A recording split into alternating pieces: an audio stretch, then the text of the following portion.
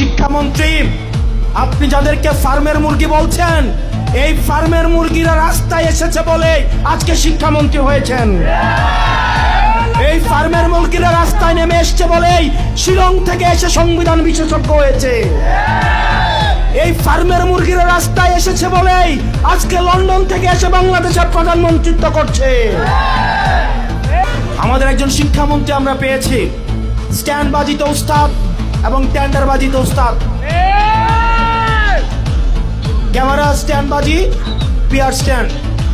মানুষ শিক্ষামন্ত্রী সব জায়গায় গিয়ে বলে নকল আর চলবে না। 2026-এর শিক্ষার্থীরা আপনাদেরকে দেখিয়ে দিচ্ছে এই স্ট্যান্ডবাজি আর বাংলাদেশে চলবে না। হাঁটু সমান পানিতে, বুক সমান পানিতে 2026 সালের HSC পরীক্ষার্থীদের আপনি ডুবিয়ে ডুবিয়ে আপনি পরীক্ষা দিতে বাধ্য করেছেন।